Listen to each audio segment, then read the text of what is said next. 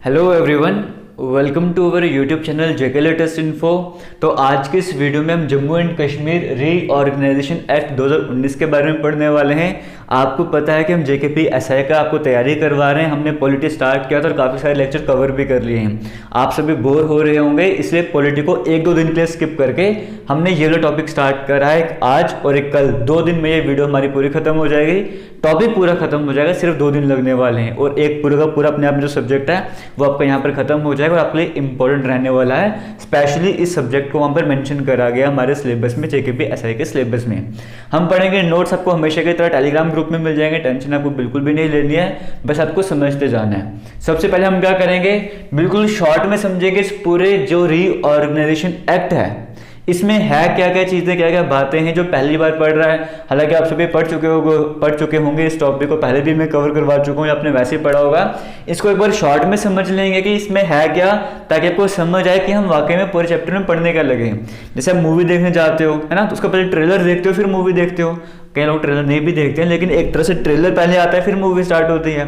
तो हम उसी तरीके से पहले आपको ट्रेलर बताऊंगा कि इसमें एक्चुअली में रहने क्या वाला है, फिर हम थोड़ा डेप्थ में जाके पढ़ना स्टार्ट कर देंगे और अच्छे से कवर करेंगे। इसमें जैसे मर्जी क्वेश्चन आए, हमको सभी के सभी यहाँ पर आने चाहिए। स्टार्ट करते हैं आज की इस वीडियो को।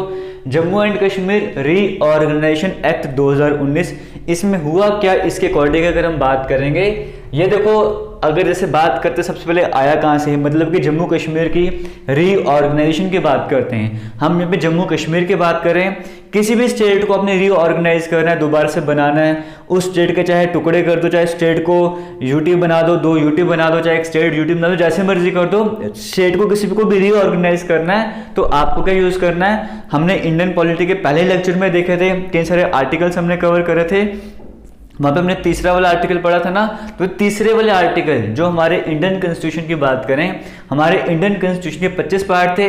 जो पहला ही पार्ट था, उस पहले ही पार्ट में हमने एक तीसरा आर्टिकल देखा था रीऑर्गेनाइजेशन वाला। उस आर्टिकल को यूज करके जम्मू कश्मीर को रीऑर्गेनाइज करा गया। अब किस तरह से रीऑर्गेनाइज करा वो तो आप सभी के सामने है कि 2 यूटी बन चुकी हैं, एक जम्मू कश्मीर यूटी और एक लद्दाख यूटी। तो इस तरह से रीऑर्गेनाइज करा था। लेकिन ये पूरा चैप्टर इतना नहीं है, बहुत कुछ आपको भी पता है इसके बारे में, है ना। हम स्टार्ट करते हैं। यहाँ पर देखो होता क्या, यहाँ पर एक बिल जाता है। पहले इसका नाम Jammu and Kashmir reorganisation act नहीं होता। कोई भी एक्ट कब बनता है, बिल लेके जाएगा पार्लियामेंट में। पार्लियामेंट मतलब लोकसभा राज्यसभा की बात करते हैं। वहां पे जब वो बिल जाता है, वहां पे जब वो बिल पास हो जाता है, उस बिल के वहां पर पास होने के बाद जब प्रेसिडेंट उस बिल को असेंट देते हैं, साइन कर देते हैं कि हाँ ओके है सब कुछ, तब वो बिल जो है वो कानून बन जाता है, तब उसका नाम पड़ता है एक्ट। लेकिन जब वो पेश किया जाता है पार्लियामेंट में कि हम ये चाहते हैं, इस पर डिस्कशन चाहते हैं, तब उसको कहते हैं बिल। तो ये क्या था, Jammu and Kashmir reorganisation bill था पहले, जो कि पेश करा गया था पार्लियामेंट में। ये बिल लेकर कौन गए थे, होम मिनिस्टर थे हमारे अमित शाह की बात करेंगे। अमित शाह ये बिल लेकर जाते हैं पार्लियामेंट में। पार्लियामेंट में पहले कहां पर, राज्यसभा में। अब यहां से समझ आता है आपको कि ये जरूरी नहीं है कि आपको इस तरह के बिल पेश करने होंगे, आपको पहले लोकसभा में जाना होगा, आप कहीं पर भी जा सकते हो। सबसे बड़ी एग्जांपल हमारे जम्मू कश्मीर रीऑर्गेनाइजेशन एक्ट ही है, जहां पर आप देखोगे इस बिल को पहले कहां पर पेश करा गया, पहले इस बिल को लेकर गए हम राज्यसभा में। राज्यसभा में कब लेकर गए थे, 5 अगस्त 2019 को। और इसकी वजह से हम सभी के जो है वो इंटरनेट जो है वो बंद हो चुका था। हमें लग रहा था कि कल ठीक हो जाएगा, परसों ठीक हो जाएगा, लेकिन वो करते करते सालों लग गए थे उसको ठीक होने में। तो ये वही 5 अगस्त की डेट है जिसकी वजह से सब कुछ वो कबाड़ा वगैरह हुआ था, वहाँ पर नेट वगैरह का जो भी था। वीपीएन तो सबने यूज़ करे होंगे उस टाइम पे, और एक टाइम ऐसा गया था कि वीपीएन का भी कबाड़ा कर दिया था, वीपीएन भी बेचारा सब कुछ खत्म हो गया था। लेकिन खैर जो भी है, धीरे धीरे करके फिर 2G की स्पीड में हमको अच्छा लग रहा था कि 2G में भी नेट वगैरह चल रहा है। अजीब ही दुनिया बन गई थी वहाँ पे। जो भी राज्यसभा में बिल कब गया था ये वाला, 5 अगस्त 2019 को। 5 अगस्त की डेट थी, 5 अगस्त को ये बिल कहां पर पेश होता है, राज्यसभा में पेश होता है। और राज्यसभा में कौन लेके जाते हैं, अमित शाह लेके जाते हैं। डिस्कशंस होती हैं, बहस वगैरह, आपको पता ही है इसके बारे में। उसके बाद 5 अगस्त को लेके गए और 5 अगस्त को पास भी कर दिया। जिस दिन लेकर गए थे उस दिन पास हो गया। फिर उसके बाद क्या होता है, लोकसभा में जाता है। नेक्स्ट डे यानी कि 6 अगस्त 2019 को यही बिल कहां पर लेके चले गए, 6 अगस्त 2019 को यही बिल लोकसभा में लेके चले गए और लोकसभा में भी पास कर दिया। अब ऑब्वियस ही बात है, अगर इस बिल को लटका के वहां पे रखते तो कुछ ना कुछ पंगे पड़ जाने थे, पूरी प्लानिंग पहले से करी थी, एक एक दिन में बिल पास कर रहे थे। 5 अगस्त को राज्यसभा में पास कर दिया, 6 अगस्त को बिल को लोकसभा में पास कर दिया। फिर जब हमारे प्रेसिडेंट साहब के पास गया, उस टाइम प्रेसिडेंट थे रामनाथ कोविंद जी, अभी भी हैं वही प्रेसिडेंट है रामनाथ कोविंद जी के पास जब ये गया, तब इन्होंने 9 अगस्त को यहाँ पर साइन कर दिए। 5 अगस्त को जो है वो राज्यसभा में जाता है, पास हो जाता है। 6 अगस्त को लोकसभा में जाता है, पास हो जाता है। 9 अगस्त को प्रेसिडेंट के पास जाता है, प्रेसिडेंट साइन कर देते हैं, और प्रेसिडेंट ने साइन कर दिया। इसका मतलब क्या है, ये अब कानून बन गया, अब ये बिल नहीं रहा, ये कानून बन गया है। जो इसमें जो बातें लिखी गई हैं वही हमने सब पढ़ना है, यानी कि आज के बाद जम्मू कश्मीर की बात करें, जम्मू कश्मीर में ये सब होने वाला है जो इस बिल में लिखा गया था, तो उसको साइन करती है। हाँ, जम्मू कश्मीर आज के बाद इस हिसाब से चलने वाला है, समझ के कानून बन गया जम्मू कश्मीर एक। लेकिन कहा गया था 9 अगस्त तो बिल में साइन कर दिया था, लेकिन कहा गया कि जो ये बिल है, जो एक्ट है, ये कब से इफेक्ट पर आएगा, ये कब से लागू होगा, 31 अक्टूबर 2019। जैसे हमारे आपको पता है कॉन्स्टिट्यूशन की बात करेंगे, हमारा संविधान हमने कब अडॉप्ट करा था वो एक अलग डेट थी, इतना तो आप सभी ने पॉलिटी पढ़ लिया, बेसिक है। हमने कब अडॉप्ट करा था वो आपने कमेंट सेक्शन में बताना है, और इनेक्ट कब हुआ था 26 जनवरी को, लेकिन अडॉप्ट कब करा था वो अलग डेट थी, और इनेक्ट कब हुआ था वो अलग डेट थी। उसी तरीके से यहाँ पर साइन कब करे थे, 9 अगस्त को करे थे, लेकिन कहा गया था इफेक्ट पे कब से आएगा, ये यूटी वगैरह कब से बनेगी, ये सब होगा 31 अक्टूबर 2019 से। अब ये डेट 31 अक्टूबर वाली ही क्यों चुनी थी, ये 5 अगस्त 6 अगस्त तो चलो ठीक है, ओके है, लेकिन ये डेट 31 अक्टूबर की ही क्यों चुनी, इसका मेन रीजन था, इस दिन सरदार वल्लभ भाई पटेल जी की बर्थ एनिवर्सरी होती है। इतना आप सबको पता, सरदार वल्लभ भाई पटेल के बारे में आपने वो स्टैचू ऑफ यूनिटी देखा होगा, वो क्यों है, क्योंकि भाई सरदार वल्लभ भाई पटेल के जी के नाम पे इस दिन नेशनल यूनिटी डे भी होता है, क्योंकि इन्होंने भारत को यूनाइट करने में बड़ा अहम रोल निभाया था। आज़ादी के बाद देश की सारी रियासतों में बंटा हुआ था, हमने देखा था वहाँ पे कि इनको सभी को कहा गया था कि आपकी अपनी मर्जी है, आप इंडिया में जाना चाहते हो इंडिया में चले जाओ, पाकिस्तान में जाना चाहते हो पाकिस्तान में चले जाओ, इंडिपेंडेंट रहना चाहते हो तो इंडिपेंडेंट रह लो। जो इंडिपेंडेंट रहने की बात करते थे, पाकिस्तान थोड़ी जाने की कोशिश कर रहे थे, उन सभी को इंडिया की तरफ कौन लेकर आया था, सबसे ज़्यादा रोल किसका रहा था, सरदार वल्लभ भाई पटेल का। तभी तो नेशनल यूनिटी डे बनाया जाता है, यूनाइट करने का काम करा था। तो इनकी बर्थ एनिवर्सरी होती है, इसीलिए कहा गया था कि इसी दिन हम जो है वो इसको हम इफेक्ट से लाना स्टार्ट कर देंगे, इस कानून को हम 31 तारीख से बनाना स्टार्ट करेंगे। तो 31 अक्टूबर से जो है वो इनेक्ट किया जाता है, इफेक्ट में आ जाता है, जो इस एक्ट की बात कर रहे हैं। 3 तरह की डेट्स आपने देखी, 5 अगस्त, 6 अगस्त, 9 अगस्त, ये, और सब कुछ हुआ कब से, 31 अक्टूबर 2019 से, ये आपको समझ आ गया। अब यहाँ पे कहा क्या गया कि जम्मू कश्मीर जो है वो 2 यूटी में बन जाएगा, एक यूटी बन जाएगी जम्मू एंड कश्मीर, दूसरी यूटी बन जाएगी लद्दाख वाली, समझ गए, इस तरह से कहा गया। अब इसके बाद कहानी क्या है, जब ये बिल राज्यसभा में गया था 5 अगस्त 2019 को, देखो फंडा क्या, सिंपल सा फंडा क्या था, यहाँ पर कहा गया था सिंपल मेजोरिटी से पास करना था। सिंपल मेजोरिटी का मतलब क्या है, सिंपल मेजोरिटी का मतलब क्या है कि वहां पर जितने भी मेंबर प्रेजेंट होंगे उनमें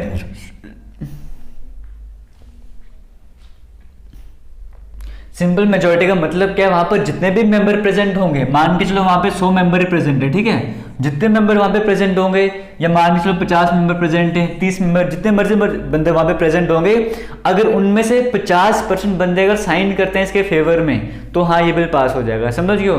तो उस यानी कि टोटल कितने मेंबर हैं, वहां पे कितने मेंबर प्रेजेंट है, हम उसकी बात कर रहे हैं। यहाँ पर अगर उस दिन की बात करेंगे, राज्यसभा में फेवर में, मतलब इस बिल को पास करने के फेवर में 125 मेंबर ने साइन करे थे, मतलब वोटिंग करे थे कि हाँ हम चाहते हैं कि ये एक्ट बन जाए, और 61 इसके फेवर में नहीं थे। 120 आपके एग्जाम में ये भी पूछ सकता है, ये तो बड़ा कॉमन सा है ना कि राज्यसभा में कितनी तारीख को पेश हुआ था या किसने करवाया था वहां पर, वो सब तो ठीक है, लेकिन राज्यसभा में कितने इसके फेवर में थे और कितने फेवर में नहीं थे। 125 जो फेवर में थे, यानी कि सेंचुरी लग गई थी, हाफ सेंचुरी भी लगने वाली थी लेकिन थोड़ी ब्रेक लग गई थी, तो 125 जो फेवर में थे और 61 जो है वो फेवर में नहीं थे, इस तरह से याद कर लेना। और लोकसभा की बात करें 370, ये तो आप आराम से सुन सकते हो, 370 को आराम से याद रहेगा, 370 फेवर में थे, और वही 70 की बात करेंगे 70 फेवर में नहीं थे, 370 फेवर में है और 70 फेवर में नहीं है, ये भी आपको याद करना पड़ेगा। ये चीज़ की बेसिक सी कहानी। और सबसे बड़ा पार्ट क्या है यहाँ पर कि इसकी बात करेंगे, जम्मू कश्मीर रीऑर्गेनाइजेशन एक्ट की बात करेंगे, 14 पार्ट्स में इसको डिवाइड किया हुआ है, 14 पार्ट्स हैं, 14 पार्ट्स के अंदर कितने सेक्शन हैं, 103 सेक्शन है और 5 शेड्यूल हैं इसके, समझ गए हो। अब 14 पार्ट कौन से हैं, 5 शेड्यूल कौन से, तो हम आज ही पढ़ लेंगे। सेक्शंस जो हम सारे आज नहीं कवर कर पाएंगे, कुछ सेक्शन हम कवर करेंगे, यहाँ तक कि आधी कहानी आपको समझ आई होगी।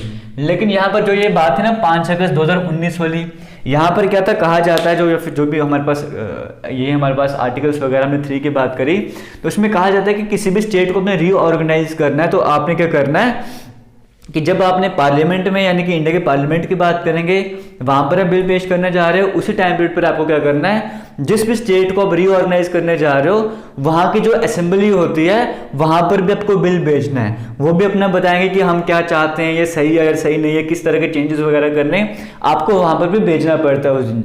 लेकिन अगर हम बात करेंगे जब ये यहाँ पे पेश करा गया था उस टाइम पीरियड पर जम्मू कश्मीर में तो प्रेसिडेंट रूल लगा हुआ था, तो जम्मू कश्मीर में से असेंबली थी नहीं, तो वहां पे भेजने की जरूरत ही नहीं पड़ती। और दूसरी बात ये है अगर असेंबली होती भी तो भेज भी देते, तो भी अगर असेंबली बोलती ऐसे नहीं वैसे करो, तो वो सिर्फ अपनी तरफ से बोल सकते हैं, वो जो बोलेंगे वो मानना या मानना जरूरी नहीं है कि वो जो वहां की असेंबली ने बोल दिया, जम्मू कश्मीर की असेंबली है उन्होंने बोल दिया कि ऐसे करो वैसे करो, उनकी बात मानने का कोई जरूरत नहीं है कि आप उनकी बात माननी है।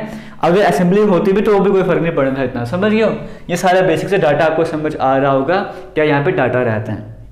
अब आगे चलेंगे, 1 बाय 1 पढ़ना स्टार्ट करेंगे, क्योंकि आप एग्जाम में किसी भी तरह से क्वेश्चन पूछ सकता है। जैसे आप जनरली देखते हो कि जो आपका पॉलिटी का एग्जाम होता है वहां पर इस तरह के क्वेश्चन पूछे जाते हैं कि जो DPSP directive principle of state policy है वो इंडियन कॉन्स्टिट्यूशन के कौन से पार्ट में है, ये जो फंडामेंटल राइट्स हैं वो इंडियन कॉन्स्टिट्यूशन के कौन से पार्ट में है। अगर इंडियन पॉलिटी में ऐसे क्वेश्चन पूछ सकता है तो यहाँ पर भी तो पूछ सकता है कि हाई कोर्ट का जिक्र कौन से पार्ट में है जम्मू कश्मीर रीऑर्गेनाइजेशन एक्ट के, या वो बोल सकता है यहाँ से आपसे पूछ सकता है कि शेड्यूल्ड कास्ट और शेड्यूल्ड ट्राइब की बात करें, इनका जिक्र कौन से पार्ट में करा गया है हमारे जम्मू कश्मीर रीऑर्गेनाइजेशन एक्ट के। ये सब तो आपको याद करना ही करना है, यहाँ से भी पूछ सकता है। तो एक बार हम क्या करते हैं, सबसे पहले जो 14 पार्ट्स हैं वो 14 पार्ट्स देख लेते हैं कौन से। जैसे हम यहाँ पर बात करते हैं पार्ट 1 की बात करते हैं। पार्ट 1 हमारे पास आता है प्रिलिमिनरी मतलब यहाँ पे खाली बताया हुआ है कि इस एक्ट का नाम क्या होगा, कुछ बेसिक सी डेफिनेशन दी गई है, ये है पार्ट 1 हमारे पास। पार्ट 2 की बात करते हैं। पार्ट 2 में बताया गया reorganisation of the state of Jammu Kashmir की, किस तरह से इसको रीऑर्गेनाइज करा गया, समझ गए हो। तो तीसरे पार्ट में क्या है कि लेजिस्लेचर में किस तरह की रिप्रेजेंटेशन वगैरह हो गई। 4th पार्ट में क्या है, लद्दाख के बारे में बताया गया है। फिर 5th में डिलिमिटेशन के बारे में बताया गया है। 6th में SC ST के बारे में बताया गया है। 7th में मिसलेनियस एंड ट्रांजिशनल मतलब फंड्स वगैरह के बारे में बताया गया है। 8th में हाई कोर्ट के बारे में बताया है। 9th में शॉर्ट में आप एडवोकेट जनरल याद रख सकते हो। 10th में आप ऐसे रेवेन्यू याद रख सकते हो। 11th में अपॉइंटमेंट याद रख सकते हो। 12th में कॉर्पोरेशन याद रख सकते हो। 13th में सर्विसेज याद रख सकते हो और 14th में लीगल याद रख सकते हो। अब इसको कैसे याद रखना है, एक छोटी सीक्वेंस बताऊंगा, आपको ठीक लगेगा तो ओके, नहीं लगेगा तो कोई प्रॉब्लम नहीं है, बट एक बार सीक्वेंस समझ लो। जैसे अगर हम बात करते हैं पार्ट 1 की, तो पार्ट 1 प्रीलिमिनरी, यहाँ पे कोई डाउट नहीं रहेगा कि पार्ट 1 में डेफिनेशंस वगैरह बताने वाला है। प्रीलिम्स है, सबसे पहले वही होगा। तो प्रीलिम की बोलते हैं ना, इससे प्रीलिम्स है फिर मेन एग्जामिनेशन होगा, तो प्रीलिम्स पहले होगा मेन बाद में होगा। तो सबसे पहले क्या आ जाएगा, प्रीलिम आ जाएगा। सिर्फ आपको याद करने का तरीका बता रहा हूँ। अब भाई किसकी बात कर रहे हैं, जम्मू कश्मीर रीऑर्गेनाइजेशन की बात कर रहे हैं, तो प्रीलिम तो ठीक है। तो सेकंड नंबर में हम ये करने वाले हैं रीऑर्गेनाइजेशन ऑफ द स्टेट को रीऑर्गेनाइज कैसे करना है, समझ गए। पहला प्रीलिम्स हो गया। दूसरा स्टेप हमारा क्या था, दूसरा स्टेप था कि स्टेट को रीऑर्गेनाइज कैसे करना है, दूसरा स्टेप हमारा वो वाला आ गया। अब जब हमने ये वाला स्टेप उठा दिया कि भाई स्टेट को रीऑर्गेनाइज कर दिया, अब हमें यहाँ पे इलेक्शंस करवाने जम्मू कश्मीर में। अगर इलेक्शंस करवाने तो लेजिस्लेचर का जरूरी है, अगर इलेक्शंस करवाने तो लेजिस्लेचर का होना जरूरी है, समझ गए। पहला स्टेप क्या था, प्रीलिम करवा दिया, रीऑर्गेनाइज कर दिया। इलेक्शन करवाने तो इलेक्शन करवाने के लिए लेजिस्लेचर जरूरी है। लेकिन बाद में याद आया, ओहो यहाँ पे तो लद्दाख भी था, लद्दाख की बात बाद में याद आई। पहले क्या हुआ, प्रीलिम्स बोल दिया, फिर हमने कहा हम स्टेट को रीऑर्गेनाइज करते हैं, चलो स्टेट रीऑर्गेनाइज होगी, इलेक्शन करवा देते हैं। लेकिन फिर याद आया लद्दाख भी तो था, अब लद्दाख को भी लेके आते हैं। फिर 4th पार्ट में क्या हो गया, लद्दाख भी आ गया। अब जब लद्दाख भी आ गया तो सीटों का मसला हो गया, या जम्मू कश्मीर को कितनी सीटें जाएंगी, यहाँ पे कितनी जाएंगी, उसके लिए बुलाया गया डिलिमिटेशन कमीशन। ऐसे याद कर सकते हो, याद करने का तरीका बता रहा हूँ। जैसे आपने भी देखा होगा कि जम्मू कश्मीर को इतनी सीट दी, 6 कश्मीर को 1 दी, वैसे ही सीट्स का आगे पीछे करने का काम किसका होता है, डेलिमिटेशन कमीशन का, वह डेलिमिटेशन हो गया। अभी तक क्या याद करवाया आपको, पहले प्रीलिम्स हो गया, फिर स्टेट को रीऑर्गेनाइज कर दिया सेकंड पार्ट में, थर्ड पार्ट में सीधे उसके इलेक्शन के लिए गए तो लेजिस्लेचर आ गया, फोर्थ पार्ट में हमको लद्दाख की याद आ गई, और फिफ्थ पार्ट में जब लद्दाख की याद आई देखो अब स्टेट्स को कैसे अरेंज करेंगे, तो फिफ्थ पार्ट में डिलिमिटेशन आ गया। यहाँ तक समझ आ गया। अब जब डिलिमिटेशन कमीशन आ गया तो उसने कहा यार बाकी सब ठीक है, तुम स्टेट के चक्कर में पढ़ रहे हो, SC ST को तो तुम भूल गए हो, SC ST को लाना भी जरूरी है, तो यहाँ पे SC ST भी आ गए। जैसे डिलिमिटेशन आया उसने SC ST को भी इंक्लूड कर दिया। जब SC ST इंक्लूड हो गया, सब कुछ हो गया, अब कहा गया मिसलेनियस, मतलब भाई इसमें होता है फंड्स के बारे में कहा गया, तो अब क्या आगे भाई फंड्स की टर्म आ गई कि फंड्स वगैरह देख लो भाई, फंड पैसा पूसा कहाँ से आएगा, इस तरह से कवर कर सकते हो। अब जब मिसलेनियस में पैसे की बात करी, जैसे फंड की बात करी जा रही है, जब पैसे की बात आई, जब पैसे का लेन देन होने वाला है तो हाई कोर्ट का आना तो जरूरी था, कुछ ना कुछ पैसे गपला वगैरह हो सकता है, तो यहाँ पे हाई कोर्ट ने भी एंट्री कर ली। अभी तक क्या आपको बताया, पहले प्रीलिम्स था, फिर जम्मू कश्मीर स्टेट को रीऑर्गेनाइज करा, जैसे रीऑर्गेनाइज करा हमें याद आया इलेक्शंस के बारे में, इलेक्शंस करवाने, तो क्या हो गया, लेजिस्लेचर आ गया, तीसरे स्टेप में लेजिस्लेचर आ गया। फिर हमको याद है लद्दाख भी तो था, तो फोर्थ स्टेप में लद्दाख आ गया, लेकिन जैसे ही लद्दाख आया हमें सीटों को बंटवारा करना था तो डिलिमिटेशन आ गया, 5 स्टेप ऐसे हो गए। डिलिमिटेशन आ गया तो उसने SC ST को भी बुला दिया, अब SC ST भी आ गया, अब सब कुछ होगा, फंड्स की बात है कि पैसे पूसे का जुगाड़ करना है, वो मिसलेनियस में हो गया। अब पैसे पूसे का लेन देन की बात कर रहे हैं तो हाई कोर्ट का आना तो जरूरी था भाई, कुछ भी हो सकता है, तो हाई कोर्ट ने जब एंट्री करी है तो एडवोकेट क्यों पीछे रहेंगे भाई, जैसे हाई कोर्ट ने एंट्री कर दी तो एडवोकेट साहब भी आ गए, तो यहाँ पे एडवोकेट की एंट्री भी हो गई है। जब एडवोकेट साहब आ गए तो अब रेवेन्यू के बारे में बात करना स्टार्ट करते हैं, क्योंकि पहले पैसे का लेन देन हो रहा था, लेकिन हाई कोर्ट ने एंट्री कर ली, एडवोकेट साहब भी आ गए, अब हम रेवेन्यू पे जो भी डिस्कशन है वो करना स्टार्ट करते हैं। समझ गए, यहाँ तक जो हमारे पास पार्ट 10 पार्ट हैं, 10 पार्ट तक की कहानी आपको समझ आ गया, समझ गए, बार बार रिपीट नहीं करूंगा, 10 पार्ट की कहानी समझ आ गई। आगे कैसे समझ लेना, अपॉइंटमेंट करवानी है कॉर्पोरेट्स की, क्योंकि उनको सर्विसेज नौकरियां देनी है लीगल तरीके से, अपॉइंटमेंट करवानी है कॉर्पोरेट्स की, उनको सर्विसेज नौकरियां देनी है लीगल तरीके से, सर्विसेज देनी है लीगल तरीके से, समझ गयो। इस तरह से करके 14 के 14 पार्ट्स आपको याद करने, एक बार इनको बिना देखे इनको नोटबुक में लिखना है या फिर माइंड पे रिमाइंड करना है, एक बार अभी, एक बार सुबह उठोगे या फिर कल रात को जब सोने वाले से पहले किसी भी टाइम पे इन सभी पार्ट्स को, इन सभी डेट्स को अपने दिमाग में रिमाइंड करना, देखना कि क्या आपको याद है, अगर नहीं है तो एक बार फिर से देख लेना। नोट्स आपको किस तरह से प्रोवाइड करूंगा, एक मैंने पहले ही वीडियो बनाई थी, इसके ऊपर शॉर्ट वीडियो बनाई थी, वो हैंड रिटन नोट्स थे शॉर्ट वाले, वो प्रोवाइड करवा दूंगा। साथ ही साथ ये जो ऑफिशियल जो गजट था ना पूरा इसका, इस बिल का पूरा गजट था, वो भी प्रोवाइड करवा दूंगा, ताकि और डेप्थ में घुसना हो तो और डेप्थ में घुस जाना वहां पे। अब हम एक एक करके चलते हैं पार्ट की तरफ। सबसे पहले हम बात करते हैं पार्ट 1 की, कि पार्ट 1 में क्या है हमारे पास। और आपको बताना चाहूंगा JKP SI का मैं क्रैश कोर्स भी स्टार्ट कर चुके हैं, 20 जनवरी से आपकी क्लासेस स्टार्ट होंगी, डिस्क्रिप्शन बॉक्स में आपको लिंक मिल जाएगा, वहां पे जाके कोर्स को ज्वाइन कर सकते हो। यहाँ पर बात करेंगे पार्ट 1 की। पार्ट 1 जैसे हमने पार्ट 1 के बाद प्रिलिमिनरी पढ़ा, ठीक है, अब इसमें है क्या क्या हम वो देख लेते हैं। जैसे हम इंडिया के पार्ट 1 की बात करते हैं, कॉन्स्टिट्यूशन की पार्ट 2 था, पार्ट 3 फंडामेंटल राइट, DPSP उनके अंदर आर्टिकल्स पढ़ रहे थे, वैसे हम यहाँ पर भी करने जा रहे हैं। पार्ट 1 हमने देख लिया प्रिलिमिनरी है, इसके अंदर सेक्शन हैं, हम वो सेक्शन पढ़ना स्टार्ट करते हैं। पार्ट 1 की अगर बात करेंगे, इसमें 2 सेक्शन आते हैं, एक सेक्शन 1 आता है और एक हमारे पास सेक्शन 2 आता है। तो प्रिलिमिनरी की बात करें यानी कि पार्ट 1 की बात करेंगे इस एक्ट के, इसमें 2 सेक्शन आते हैं। जो हमारे पास सेक्शन 1 है वो है शॉर्ट टाइटल, मतलब इसको हम नाम क्या देंगे, इसका कहने का मतलब जो हमारे पास सब कुछ लिखा हुआ है इसका नाम रखेंगे जम्मू कश्मीर रीऑर्गेनाइजेशन एक्ट 2019, इसमें टाइटल दिया गया, इस तरह से समझ सकते हो। और जो सेक्शन 2 है, सेक्शन 2 में डेफिनेशंस बताई गई हैं। डेफिनेशंस मतलब जैसे हम इंडियन पॉलिटी पढ़ रहे थे तो वहां पे हम स्टेट वर्ड का हमने मतलब समझे थे कि स्टेट वर्ड होता क्या है, समझ गए, ताकि कहीं पर अगर बीच में आप स्टेट देख रहे हो, अब ये ना सोचो कि वो पंजाब स्टेट है या वो गोवा वाली स्टेट है, उस कंफ्यूजन को दूर करने के लिए पहले डिफाइन करा होता है।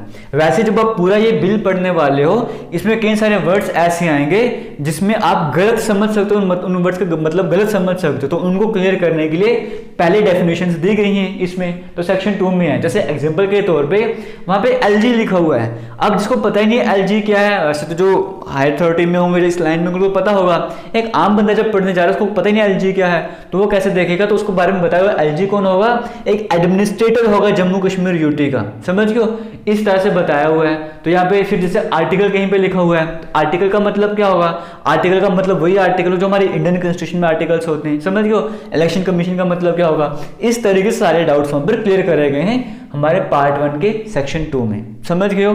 पार्ट 1 खत्म हो गया, पार्ट 2 की तरफ बढ़ते हैं। टोटल कितने पार्ट है आपको बताया, 14 पार्ट्स हैं। पार्ट 2 की बात करते हैं। पार्ट 2 कहां से स्टार्ट हो रहा है, सेक्शन 3 से स्टार्ट हो रहा है। सेक्शन 3 क्या बोलता है, सेक्शन 3 बोलते हैं तो यूटी लद्दाख की है वो 2 हिस्सों में बंट जाएगी, क्योंकि जम्मू कश्मीर को हमने 2 हिस्सों में बांट दिया है, एक लद्दाख यूटी, एक जम्मू कश्मीर यूटी। सेक्शन 3 बोलता है, पार्ट 2 की बात कर रहे, पार्ट 3 में सेक्शन 3 की तरफ आ गए। सेक्शन 3 क्या बोलता है, जो लद्दाख यूटी है उसमें 2 डिस्ट्रिक्ट आ जाएंगी, एक डिस्ट्रिक्ट हो गई कारगिल वाली और एक डिस्ट्रिक्ट होगी लेह वाली। इतना क्लियर हो गया पार्ट, ये तो बिल्कुल बेसिक है कि जो सेक्शन 3 है वो बोलता है लद्दाख के बारे में बताता है कि लद्दाख यूटी जो है वो 2 डिस्ट्रिक्ट में बन जाएगी, एक हो जाएगी कारगिल डिस्ट्रिक्ट, एक हो जाएगी लेह डिस्ट्रिक्ट। और सेक्शन 4 क्या बोलता है कि जो यूटी जम्मू कश्मीर है वो बाकी के जितने भी हिस्से हो जाएंगे वो सारे के सारे किस में आ जाएंगे, जम्मू कश्मीर में आ जाएंगे। यानी कि जो पहले जम्मू कश्मीर स्टेट में जो भी हुआ करता था, इस कारगिल लेह को छोड़ के वो सारा का सारा हिस्सा जम्मू कश्मीर यूटी में आ जाएगा। सिर्फ कारगिल और लेह लद्दाख में गए हैं, बाकी सारा का सारा जम्मू कश्मीर में आ जाएगा। समझ गए हो, ये था हमारे पास सेक्शन 3 और ये था हमारे पास सेक्शन 4। पार्ट 2 अभी हम पढ़ रहे हैं। सेक्शन 3 पढ़ लिया, सेक्शन 4 पढ़ लिया। सेक्शन 5 क्या बोलता है यहाँ का, ये बोलता है कि जो इस टाइम पे जब गवर्नर हो रहे होंगे जम्मू कश्मीर के, वही जो हैं वो एलजी भी बने रहेंगे। जो गवर्नर होंगे वही एलजी बने रहेंगे जब तक वो उनका टाइम रहेगा, एलजी बन रहेंगे जम्मू कश्मीर यूटी के भी, लद्दाख के भी। लेकिन हम बात करते हैं यहाँ पर, जब यह 31 अक्टूबर से इफेक्ट पे आना था ना, अगर हम बात करेंगे जो एक्ट था हमारे पास 31 अक्टूबर से इफेक्ट पे आना था।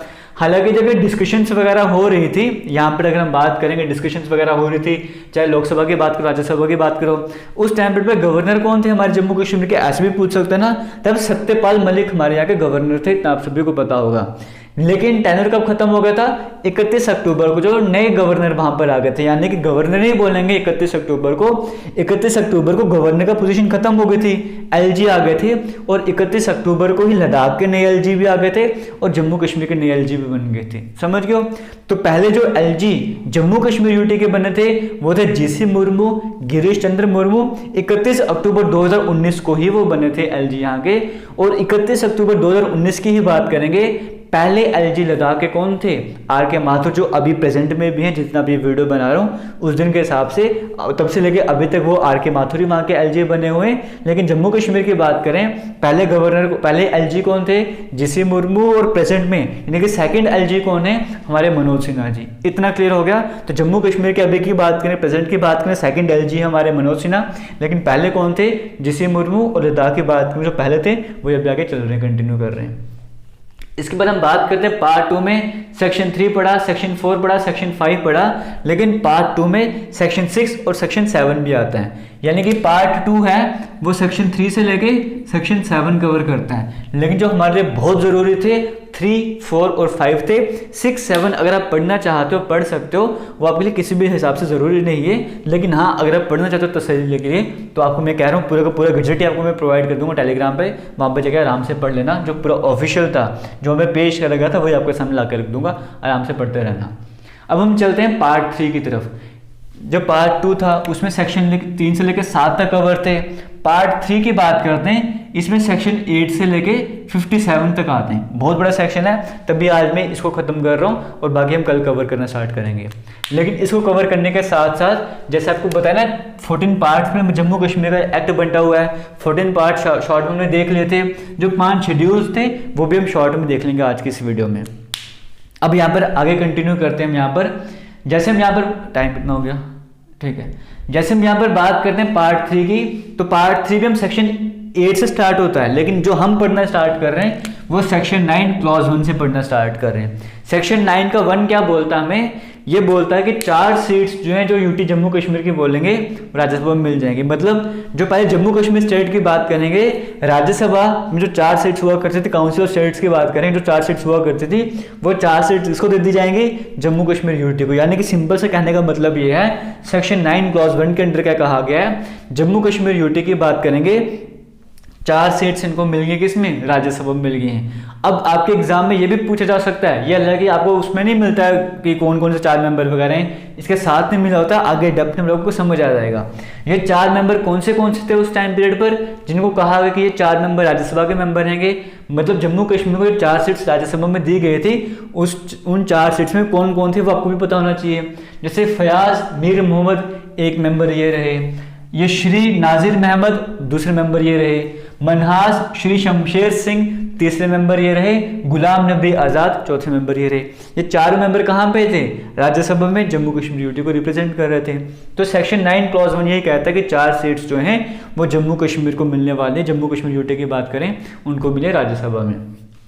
आगे इसी की बात करेंगे, सेक्शन 9 क्लॉज 2 की बात करेंगे। ये बोलता है कि जो इन मेंबर्स की जो टर्म है ना उसको चेंज नहीं करेंगे। मतलब इन्होंने जब रिजाइन देना था, रिजाइन की बात कर रहा हूँ मैं, जब इनकी टर्म खत्म होनी थी, इनकी टर्म उसी टाइम पीरियड पे खत्म होगी, हम इसमें कोई चेंजेस नहीं करेंगे। हम सिर्फ इतना कर रहे हैं, ये पहले पूरे जम्मू कश्मीर स्टेट को हुआ करते थे, अभी जम्मू कश्मीर यूटी को वहाँ पर रिप्रेजेंट करेंगे। 4 मेंबर वही जो पहले थे वही आप भी चल रहे हैं आगे। जब इनका टेन्योर खत्म होना होगा वो अपने टाइम पे खत्म होगा, हम उसको ना बढ़ा रहे हैं ना कम कर रहे हैं, ये कहा गया सेक्शन 9 क्लॉज 2 में। तो सेक्शन 9 आपके लिए बड़ा इंपॉर्टेंट बनता है, आपको ये समझ आ रहा होगा। आगे चलते हैं, आपसे डायरेक्टली पूछ सकता है, ये भी पूछ सकते हैं कि 4 मेंबर कौन से थे, या फिर कितनी सीट्स जम्मू कश्मीर यूटी को राज्यसभा में मिली हैं, या फिर ये भी पूछ सकते हैं कि कौन से सेक्शन के अकॉर्डिंग मिली हैं, किसी भी तरह से वो पूछ सकते हैं। सेक्शन 9 आपने देख लिया। सेक्शन 10 की बात करते हैं। सेक्शन 10 क्या बोलता है, ये बोलता है 5 सीट्स जो हैं वो जम्मू कश्मीर यूटी को मिलेगी और 1 सीट जो है वो लद्दाख यूटी को मिलेगी। जब हम लोकसभा की बात करते हैं तो लोकसभा में जम्मू कश्मीर को 6 सीट हुआ करती थी। अब उसको कैसे बांटा गया, उन 6 सीट्स को ऐसे बांटा गया कि 5 सीट जो हैं वो जम्मू कश्मीर यूटी को दे दी गई, लोकसभा में 5 सीट तुम्हारे पास हैं। अब ये 5 कंस्टिट्यूंसी कौन सी थी वो हम कुछ देर बाद देख लेंगे आराम से, लेकिन 5 सीटें जो हैं वो जम्मू कश्मीर को दे दी गई, जम्मू कश्मीर यूटी की दे दी गई, और 1 सीट जो लद्दाख यूटी को दे दी गई। तो 5 सीट्स कैसे बनती ये भी आपको समझ आ गया।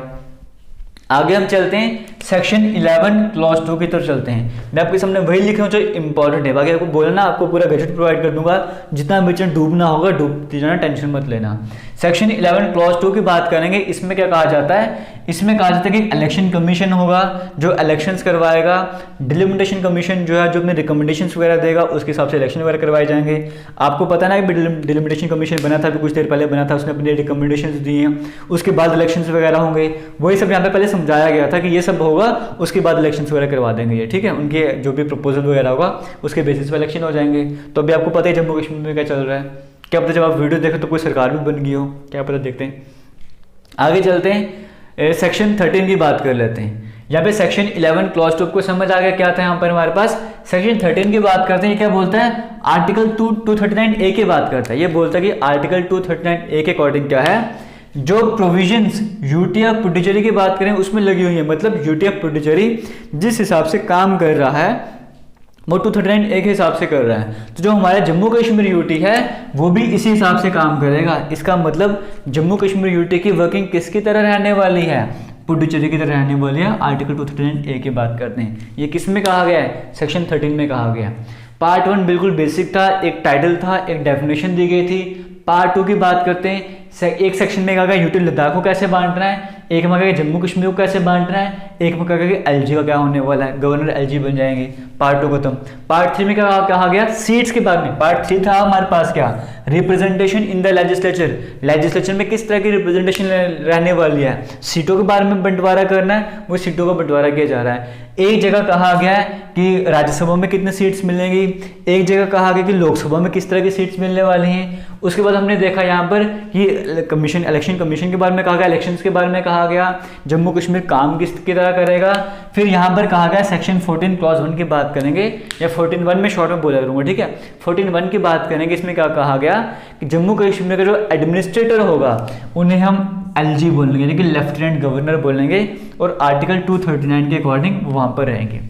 समझ गयो, जो एडमिनिस्ट्रेटर रहेंगे वो अपॉइंट होंगे 239 आर्टिकल के अकॉर्डिंग, जो एडमिनिस्ट्रेटर होंगे उन्हें क्या बोलेंगे, एलजी बोलेंगे, लेफ्टिनेंट गवर्नर बोलेंगे। अब वो गवर्नर नहीं होंगे, अब वो लेफ्टिनेंट गवर्नर हुआ करेंगे, जो आगे एडमिनिस्ट्रेटर हुआ करेंगे। 14(2) की बात करते हैं, ये क्या बोलता है, ये बोलता है कि लेजिस्लेटिव असेंबली भी होगी जब जम्मू कश्मीर यूटी की बात करेंगे। जनरली होता है कि जब भी यूटी होती है उसमें लेजिस्लेटिव असेंबली नहीं होती, जैसे लद्दाख की बात करोगे तो यहाँ पे कहा गया कि जो जम्मू कश्मीर यानी कि सीएम भी होंगे, यहाँ पे यूटी तो है, यूटी होने के साथ यहाँ पे सीएम भी बने रहेंगे। तो ये कहता है कि यहाँ पे जम्मू कश्मीर की अपनी लेजिस्लेटिव असेंबली भी रहेगी। जम्मू कश्मीर स्टेट की बात करेंगे, वहां पे क्या हुआ करता था, जैसे पार्लियामेंट है ना, पार्लियामेंट में क्या है, लोकसभा राज्यसभा, एक लोअर हाउस है एक अपर हाउस है।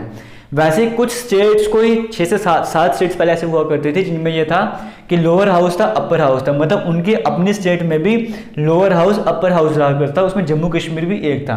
यहाँ पे लोअर हाउस अपर हाउस को बोलते हैं जैसे लेजिस्लेटिव असेंबली और लेजिस्लेटिव काउंसिल। जम्मू कश्मीर में पहले दोनों हुआ करते थे, यानी कि जम्मू कश्मीर जो है पहले वो बाई कैमरल हुआ करता था। बाई कैमरल मतलब जम्मू कश्मीर जो अपना जम्मू कश्मीर की बात करेंगे वहाँ पे लेजिस्लेटिव असेंबली भी थी, लेजिस्लेटिव काउंसिल भी थी, लोअर हाउस भी था, अपर हाउस भी था। लेकिन अब बोला गया जम्मू कश्मीर में क्या होगा, लेजिस्लेटिव असेंबली होगी। इसका मतलब सिर्फ एक ही चीज होगी, अब जम्मू कश्मीर जो बाई कैमरल से हटके यूनिकैमरल हो गया, मतलब सिंगल है, यहाँ पे सिंगल असेंबली है, तो लेजिस्लेटिव असेंबली रहने वाली है, ये बात कही गई है। मतलब यहाँ पे एलजी होंगे, उसी के साथ साथ एलजी होने के साथ साथ अगले ही क्लॉज में क्या कहा गया है कि यहाँ पर लेजिस्लेटिव असेंबली भी होने वाली है। अब जब लेजिस्लेटिव असेंबली होने वाली है उसमें सीट्स किस तरह से रहने वाली है वो देखना है। पहले जनरल बताया इंडिया के हिसाब से, पार्लियामेंट के हिसाब से, लोकसभा में कितनी सीट देनी है, राज्यसभा में कितनी सीट देनी है, इलेक्शन कैसे करने। अब क्या कहा जा रहा है कि जम्मू कश्मीर के एडमिनिस्ट्रेटर कौन है, यहाँ पे क्या है, यहाँ पे असेंबली होगी, असेंबली होगी उसमें सीट्स किस तरह से होंगी। देखो यहाँ पर कहा गया है जो टोटल सीट्स होंगी, जो इस लेजिस्लेटिव असेंबली की बात कर रहे हैं, जम्मू कश्मीर यूटी की बात कर रहे हैं, जो लेजिस्लेटिव असेंबली होगी इसमें टोटल सीट्स 107 होने वाली हैं। टोटल सीट्स कितनी होने वाली हैं, 107 होने वाली हैं। लेकिन अगले क्लॉज में क्या कहा है, 107 रहने वाली है, लेकिन इसके साथ आगे से आगे मतलब 14(4)A लिखा हुआ है यहाँ पर मैंने, इसके बाद इसमें क्या कहा गया, जो 24 सीट रहने वाली है इसमें से वो वैकेंट रहने वाली पीओके के लिए, मतलब पाकिस्तान ऑक्युपाइड कश्मीर जो है वहाँ की सीट्स हमारे यहाँ पे वैकेंट रहा करती थी। अभी भी कहा गया अभी भी 24 सीट्स जो है वो उनके लिए वैकेंट रहने वाली हैं। टोटल 107 सीट रहने वाली इस असेंबली की बात करेंगे, लेकिन 24 सीट जो हैं वो वैकेंट रहने वाले हैं पाकिस्तान ऑक्युपाइड कश्मीर के लिए। और उसके बाद क्या कहा गया है, अब जो इस 107 सीट्स रहेंगी ना, इसमें एससी और एसटी के लिए भी सीट्स हमको रिजर्व करके रखनी है। फिर 15 में क्या कहा गया, सेक्शन 15 में कहा गया अगर वुमेन्स को इस तरह से रिप्रेजेंटेशन वहां पर नहीं मिल रहा है जिस तरह से मिलना चाहिए, तो ये एलजी जो हैं हमारे लेफ्टिनेंट गवर्नर जो हैं वो 2 मेंबर्स को, 2 वुमेन मेंबर को नॉमिनेट कर सकते हैं डायरेक्ट असेंबली में, जैसे इंडियन कॉन्स्टिट्यूशन में होता है, पार्लियामेंट में होता है, राज्यसभा में मेंबर्स अपॉइंट करे जाते हैं, डायरेक्टली नॉमिनेट करे जाते हैं। उसी तरीके से यहाँ पर जो एलजी हैं 2 वुमेन को डायरेक्टली नॉमिनेट कर सकते हैं अगर उनको लगता है कि वुमेन्स को वैसे रिप्रेजेंटेशन नहीं मिल रही है। एससी एसटी के लिए भी सीट्स रख दी, यानी कि वुमेन्स को भी वहाँ पे वुमेन का कोटा भी एक तरह से कह सकते हो वहाँ पर रख दिया है। 16 क्या बताता है कि लेजिस्लेटिव असेंबली का मेंबर आपको बनना है, उसके लिए वो क्या क्या क्वालिफिकेशन चाहिए, इंडिया के मेंबर होने चाहिए, 25 साल से कम उम्र नहीं होनी चाहिए, कोई और ऑफिस और प्रॉफिट नहीं होना चाहिए, इस तरह की बातें वहाँ पे बताई जाती हैं। 17 क्या बताता है, ये बोलता है लेजिस्लेटिव असेंबली जो है इसका जो टेन्योर है, टर्म है, सॉरी वो 5 साल रहने वाला है। अगर सब कुछ नॉर्मल रहता है जो लेजिस्लेटिव असेंबली है इसका टर्म 5 साल रहने वाला है। क्यों? क्योंकि पहले जम्मू कश्मीर की बात करेंगे, जम्मू कश्मीर लेजिस्लेटिव असेंबली हुआ करती थी, पहले वो 6 साल की हुआ करती थी। तो अब क्लियरली बोल दिया यहाँ पे जो नई लेजिस्लेटिव असेंबली बनी है इसका जो वो रहने वाला टेन्योर टर्म रहने वाला वो सिर्फ 5 साल का रहने वाला है। इसी में सेक्शन 19(1) की बात करेंगे, इसमें स्पीकर और डिप्टी स्पीकर के बारे में बताया गया। लोकसभा लेजिस्लेटिव असेंबली की बात करेंगे उसमें स्पीकर और डिप्टी स्पीकर के बारे में जिक्र करा गया है। आगे चलते 32 क्लॉज 1 की बात करते हैं। यहाँ पे कहता है लेजिस्लेटिव असेंबली जो है वो स्टेट की लिस्ट में जितने भी लॉज आते हैं उन सभी पे कानून बना सकता है, लेकिन जो यहाँ पे पब्लिक ऑर्डर होगा या पुलिस होगी उस पर ये कानून नहीं बना सकता। उस पर जो कानून वगैरह हैं वो जम्मू कश्मीर की लेजिस्लेटिव असेंबली वहाँ पर उसको राइट नहीं दिए गए। जैसे आपने देखा होगा भी एसआई की रिक्रूटमेंट वगैरह हो रही है, सीधा होम डिपार्टमेंट की तरफ से सब कुछ हो रहा है। पुलिस की भर्ती वगैरह होगी, जो भी कंट्रोल वगैरह होगा किसके कंट्रोल में है, वो सीधा सेंटर के कंट्रोल में है। ये पब्लिक ऑर्डर की बात करेंगे सीधा सेंटर के कंट्रोल में है। मतलब स्टेट की हर एक लिस्ट पे कानून बना सकते हैं, लेकिन इन दो को छोड़ के, पब्लिक ऑर्डर और पुलिस को छोड़ के सब जगह कानून बना सकते हैं। ये कहता है 32 क्लॉज 1। क्लियर हो गया? ये सब कुछ किसके अंदर आ रहा है? पार्ट 3 के अंदर आ रहा है। इसके बाद हम आगे चलते हैं। यहाँ पे देखो, अब यहाँ पे कई बार क्या होता है कुछ चीजें हो सकता है मैं स्किप भी करूं जो बहुत ज्यादा इंपॉर्टेंट आपको लग रही होगी, तो वैसी चीजें हम क्वेश्चंस कवर करेंगे वहां पे, वो भी कवर हो जाएंगे, टेंशन बिल्कुल मत लेना। यहाँ पे सेक्शन 47 की बात करेंगे, वो ऑफिशियल लैंग्वेजेस के बारे में बताता है। जम्मू कश्मीर यूटी की ऑफिशियल लैंग्वेजेस क्या रहेंगे, किस किस लैंग्वेज में पे काम कर सकते हैं। अब ये बिल्कुल बेसिक सा क्वेश्चन है, आप कमेंट सेक्शन में कमेंट करके बताओ जम्मू कश्मीर की कितनी ऑफिशियल लैंग्वेजेस हैं और वो कौन सी हैं। 53(1) की बात करते हैं। यहाँ पे कहा जाता है जो यहाँ पे काउंसिल ऑफ मिनिस्टर्स होगी वो कितनी रहने वाली है, जितने भी मेंबर्स होंगे लेजिस्लेटिव असेंबली में उसके 10% से ज़्यादा नहीं होने वाली है। जैसे मान के चलो अगर 100 ही मेंबर है, एग्जाम्पल लेके चलते हैं, जो काउंसिल ऑफ मिनिस्टर्स होंगे, जो मिनिस्टर्स की काउंसिल होगी, जो चीफ मिनिस्टर के अंडर काम के करेगी, इस तरह से करके अगर 100 ही मेंबर है पूरी लेजिस्लेटिव असेंबली में, तो वो 10 से ज़्यादा मेंबर नहीं होने वाले उस काउंसिल ऑफ मिनिस्टर्स में बात करेंगे, 10 से कम मेंबर होंगे उसमें, इस तरह से कहा गया है। और 54(1) में बात, और इसका जो हेड रहेगा काउंसिल ऑफ मिनिस्टर्स का उसको हम सीएम कहेंगे, यानी कि जम्मू कश्मीर यूटी में सीएम भी होंगे, उनकी काउंसिल ऑफ मिनिस्टर्स भी होगी, एलजी भी होंगे। और 54(1) में कहा गया है जो सीएम रहेंगे हमारे वो अपॉइंट करे जाएंगे एलजी के द्वारा, इलेक्ट नहीं करे जाएंगे। इलेक्ट उनको हम लोग ही करेंगे जम्मू कश्मीर के रहने वाले कि कौन सीएम बनने चाहिए, वो हमारा काम होगा। लेकिन उनको जैसे प्राइम मिनिस्टर बनते ना, तो प्राइम मिनिस्टर को अपॉइंट प्रेसिडेंट करते हैं, वैसे ही अगर हम बात करेंगे सीएम को अपॉइंट कौन करेंगे, इलेक्शन तो अलग चीज़ होगी, इलेक्ट करना अलग होता है, वो वोट से इलेक्ट होंगे, लेकिन अपॉइंट कौन करेंगे, अपॉइंट इनको एलजी करेंगे। और जो बाकी मेंबर्स हैं, बाकी जो मिनिस्टर्स होंगे उनको भी एलजी ही अपॉइंट करेंगे, लेकिन किसकी सलाह लेके, सीएम बोलेंगे इनको ये मिनिस्टर बनाना है तो ही एलजी जो उनको वो मिनिस्टर बनाएंगे, समझ गो, सीएम की सलाह लेके। ये हमारे पास कुछ इंपॉर्टेंट सेक्शंस थे पार्ट 3 के। और अगर हम पार्ट 3 की बात करते हैं, आपको बताया 8 से लेकर 57 तक इसमें सेक्शंस आते हैं, जो इंपॉर्टेंट लगे वो सभी आपको कवर करवा दिए। अब बाकी पार्ट्स हम कल कवर करेंगे, लेकिन जो 5 शेड्यूल है वो भी पढ़ लेते हैं, इनमें क्या क्या कहा गया है।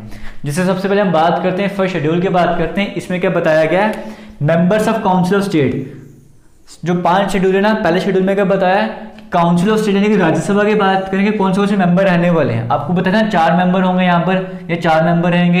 इन्हीं 4 मेंबर के नाम बताया गया था और बताया गया था इनका टाइम पीरियड कब है, इनका टाइम वगैरह खत्म हो रहा है। इस शेड्यूल में सिर्फ ये बताया हुआ है, यानी कि ये पूरा टेबल बना हुआ है। आपको जो गजट मिलेगा उसके एंड में जाओगे, लास्ट पेज में आपको सब कुछ दिख जाएगा कौन से मेंबर हैं, ये 4 नाम लिखे होंगे और उनको टाइम पीरियड दिया होगा आपको। जो सेकंड शेड्यूल है उसमें पार्लियामेंट्री कंस्टिट्यूंसी के बारे में बताया हुआ है। आपको मैंने कहा ना कि जम्मू कश्मीर लोकसभा में 5 सीट जम्मू कश्मीर को दे दी, 1 सीट लद्दाख को दे दी। जम्मू कश्मीर को जो 5 सीट दी हैं, जो 5 कंस्टिट्यूंसी रहने वाले वो कौन सी हैं, एक बारामूला है जिसमें बारामूला डिस्ट्रिक्ट आएगा, एक श्रीनगर है जिसमें श्रीनगर डिस्ट्रिक्ट आता है, एक अनंतनाग है जिसमें अनंतनाग डिस्ट्रिक्ट आता है, एक उधमपुर है जिसके अंदर उधमपुर, डोडा, कठुआ तीनों आ जाएगा, और एक जम्मू है जिसमें जम्मू, राजौरी, पुंछ आ जाएगा। ये तीनों कवर हो जाएगा, समझिए। तो ये 5 कंस्टिट्यूंसीज रहने वाली हैं, फिर 5 सीट्स जो हैं वो दी गई हैं लोकसभा में जम्मू कश्मीर यूटी को, और एक जो है वो लद्दाख को चली गई है। थर्ड शेड्यूल में बताया हुआ है जम्मू कश्मीर की जो असेंबली है ना उसके बारे में बताया हुआ है। जैसे ये बताया हुआ लोकसभा के रिस्पेक्ट पर कि लोकसभा में जो 5 सीटें गई हैं वो कहाँ से गई हैं, कितनी सीट्स हैं, 5 सीट्स हैं, कहाँ से गई हैं। यहाँ पर थर्ड शेड्यूल में बताया जा रहा है जो जम्मू कश्मीर की अपनी असेंबली होगी ना, जम्मू कश्मीर की अपनी असेंबली होगी, उसमें कहाँ से बंदे चुन के जाएंगे। जैसे यहाँ पर लिखा हुआ 83, यानी कि जम्मू कश्मीर 87 हुआ करता था, आप सभी को पता है। पहले 4 जो है वो चले गए लद्दाख के पास, 83 जाएगा हमारे पास यहाँ पे जम्मू कश्मीर के पास, 4 उसके पास लगा, 87 बन गया, बाकी तो वैकेंट पे हो गए के लिए ना।